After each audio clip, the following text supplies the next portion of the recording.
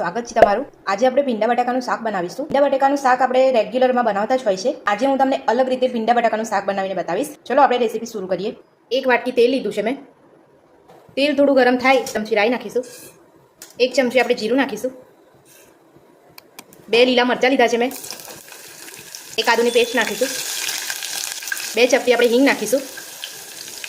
અડધી ચમચી આપણે હળદર પાવડર નાખીશું। બરાબર મિક્સ કરી લઈશું। હવે આપણે એમાં બટાકા નાખીશું। સ્વાદ પ્રમાણે મીઠું નાખીશું।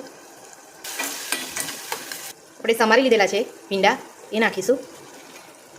આ બધું ફેરવવાનું નથી, થોડી વાર માટે 5 મિનિટ માટે ઢાંકી દઈએ છીએ આપણે। ત્યારબાદ આપણે મસાલો કરી લઈએ છીએ એનો। હવે હું તમને મસાલો બતાવું છું। 2 મોટી ચમચી સિંગદાણા, અડધી વાટકી ગાંઠિયા અને 2 મોટી ચમચી તલ, એના આપણે બરાબર કમ્પ્લીટ મસાલો કરી લઈશું। તો તમે જોઈ શકો છો મેં વાટી લીધું છે। આમાં આપણે નાખીશું અડધી ચમચી ચાટ મસાલો, 1 ચમચી નાખીશું આપણે કાશ્મીરી લાલ મરચું, 1 ચમચી લઈશું આપણે ધાણા જીરું પાવડર, હળદું લીંબાનો રસ લીધો છે મેં, થોડા લીલા ધાણા લીધા છે।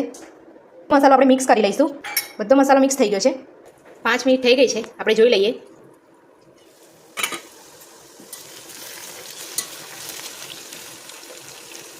તમે જોઈ શકો છો બટાકો એકદમ ચડી ગયો છે। બધો મસાલો મિક્સ થઈ ગયો છે। હવે આપણે શાકમાં મિક્સ કરીશું। તમે જોઈ શકો છો આપણું ભીંડા બટાકાનું શાક તૈયાર છે। હવે આપણે એમાં ભરેલી મોરસ ઉમેરીશું 1 ચમચી। હવે એને આપણે 2 મિનિટ ઢાંકી દઈશું। હવે આપણે જોઈ લઈશું। તમે જોઈ શકો છો કેટલું સરસ ભીંડા બટાકાનું શાક તૈયાર છે આપણું।